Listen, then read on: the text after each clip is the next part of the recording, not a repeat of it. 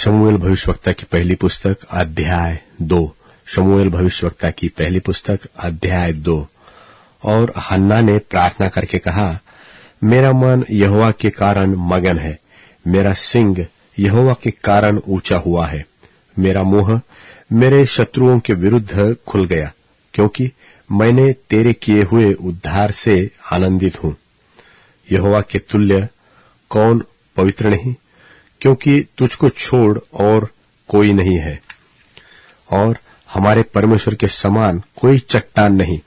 फूलकर अहंकार की ओर बातें मत करो, और अंधेर की बातें तुम्हारे मुंह से न निकले, क्योंकि यहोवा ज्ञानी परमेश्वर है और कामों का तौलने वाला है।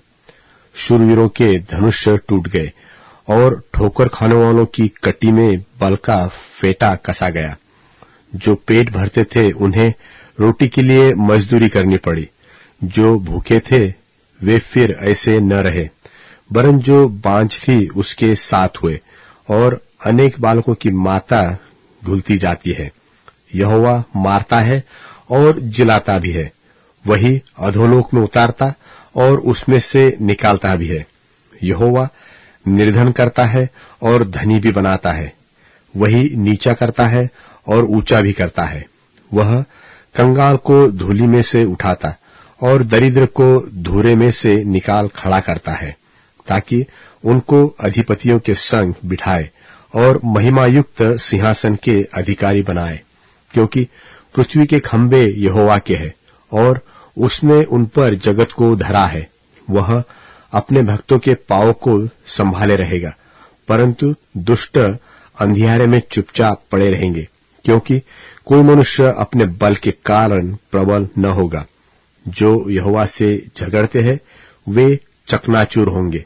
वह उसके विरुद्ध आकाश में गरजेगा। यहोवा पृथ्वी की छोर तक न्याय करेगा और अपने राजा को बल देगा और अपने अभिषिक्त के सिंग को ऊंचा करेगा। तब एलकाना रामा को अपने घर चला गया, और वह बालक एली याजक के सामने यहोवा की सेवा टहल करने लगा। एली के पुत्र तो लुच्चे थे, उन्होंने यहोवा को न पहचाना। और याजकों की रीति लोगों के साथ यह थी कि जब कोई मनुष्य मेलबलि चढ़ाता था, तब याजक का सेवक मांस पकाने के समय एक त्रिशूली कांटा हाथ में लिए हुए आकर उसे कढ़ाई व हंडी व हंडे व तसले के भीतर डालता था, और जितना मांस कांटे में लग जाता था उतना मांस याजक आप लेता था। यो ही वे शिलो में सारे इस्राएलियों से किया करते थे जो वहां आते थे।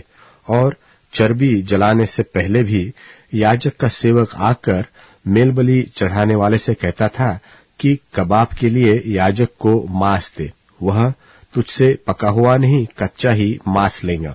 और जब कोई उससे कहता कि निश्चय चर्बी अभी जलाई जाएगी, तब जितना तेरी जी चाहे उतना ले लेना, तब वह कहता था, नहीं अभी दे, नहीं तो मैं छीन लूंगा। इसलिए जब उन जवानों का पाप यहोवा की दृष्टि में बहुत भारी हुआ, क्योंकि वे मनुष्य यहोवा की भेंट का तिरस्कार करते थे। परंतु शमूएल जो बालक था, सनी का एपोद पहने हुए यहोवा के सामने सेवा टहल किया करता था, और उसकी माता प्रतिवर्ष उसके लिए एक छोटा सा बागा बनाकर जब अपने पति के संग प्रतिवर्ष की मेलबलि चढ़ाने आती थी, तब बागे को उसके पास लाया करती थी। और एली ने एलकाना और उसकी पत्नी को आशीर्वाद देकर कहा, यहोवा इस अर्पण किए हुए बालक की संति जो उसको अर्पण किया गया है, तुझको इस पत्नी से वंश दे। तब वे अपने घर चले गए, और यहोवा ने हन्ना की सुधि ली, और वह गर्भवती हुई, और उसके 3 बेटे और 2 बेटियां उत्पन्न हुई। और शमूएल बालक यहोवा के संग रहता हुआ बढ़ता गया। और एली तो अति बूढ़ा हो गया था, और उसने सुना कि मेरे पुत्र सारे इस्राएल से कैसा कैसा व्यवहार करते हैं, वरन मिलाप वाले तंबू के द्वार पर सेवा करने वाली स्त्रियों के संग कुकर्म भी करते हैं। तब उसने उनसे कहा, तुम ऐसे ऐसे काम क्यों करते हो? मैं तो इन सब लोगों से तुम्हारे कुकर्मों की चर्चा सुना आ रहा हूं। हे मेरे बेटो, ऐसा न करो, क्योंकि जो समाचार मेरे सुनने में आता है वह अच्छा नहीं। तुम तो यहोवा की प्रजा के अपराधी हो। तुम यहोवा की प्रजा से अपराध करते हो। यदि एक मनुष्य दूसरे मनुष्य का अपराध करे तब तो परमेश्वर उसका न्याय करेगा, परंतु यदि कोई मनुष्य यहोवा के विरुद्ध पाप करे तो उसके लिए कौन विनती करेगा? तो भी उन्होंने अपने पिता की बात न मानी, क्योंकि यहोवा की इच्छा उन्हें मार डालने की थी। परंतु शमूएल बालक बढ़ता गया और यहोवा और मनुष्य दोनों उससे प्रसन्न रहते थे। और परमेश्वर का एक जन एली के पास जाकर उससे कहने लगा, यहोवा यो कहता है कि जब तेरे मूल पुरुष का घराना मिस्र में फिरौन के घराने के वश में था, तब क्या मैं उस पर निश्चित प्रकट न हुआ था? और क्या मैंने उसे इस्राएल के सब गोत्रों में से इसलिए चुन नहीं लिया था कि मेरा याजक होकर मेरी वेदी के ऊपर चढ़ावे चढ़ाए और धूप जलाए और मेरे सामने एपोद पहना करे? और क्या मैंने तेरे मूल पुरुष के घराने को इस्राएलियों के कुल हव्य न दिए थे?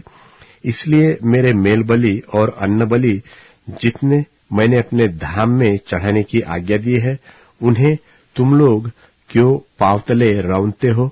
और तू क्यों अपने पुत्रों का आदर मेरे आदर से अधिक करता है कि तुम लोग मेरी इस्राएली प्रजा की अच्छी से अच्छी भेंटें खा खा के मोटे हो जाओ?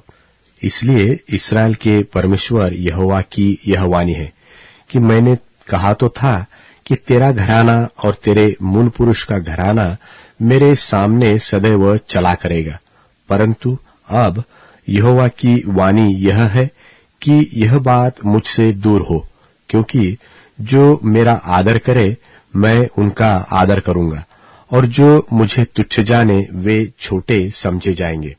सुन, वे दिन आते हैं कि मैं तेरा भुजबल और तेरे मूल पुरुष के घराने का भुजबल ऐसा तोड़ डालूंगा कि तेरे घराने में कोई बूढ़ा होने न पाएगा। इस्राएल का कितना ही कल्याण क्यों न हो, तो भी तुझे मेरे धाम का दुख देख पड़ेगा, और तेरे घराने में कोई कभी बूढ़ा न होने पाएगा। मैं तेरे कुल के सब किसी से तो अपनी वेदी की सेवा न छीनूंगा, परंतु तो भी तेरी आंखें देखती रह जाएगी और तेरा मन शोकित होगा, और तेरे घर की बढ़ती सब अपनी पूरी जवानी ही में मर मिटेंगी। और मेरी इस बात का चिन्ह वह विपत्ति होगी जो होप्नी और पिनहास नाम तेरे दोनों पुत्रों पर पड़ेगी, अर्थात वे दोनों के दोनों एक ही दिन मर जाएंगे, और मैं अपने लिए एक विश्वास योग्य याजक ठहराऊंगा जो मेरे हृदय और मन की इच्छा के अनुसार किया करेगा, और मैं उसका घर बसाऊंगा और स्थिर करूंगा, और वह मेरे अभिषिक्त के आगे आगे सब दिन चला फिरा करेगा। और ऐसा होगा कि जो कोई तेरे घराने में बचा रहेगा वह उसी के पास जाकर एक छोटे से टुकड़े चांदी के व एक रोटी के लिए दंडवत करके कहेगा, याजक के किसी काम में मुझे लगा जिससे मुझे एक टुकड़ा रोटी मिले।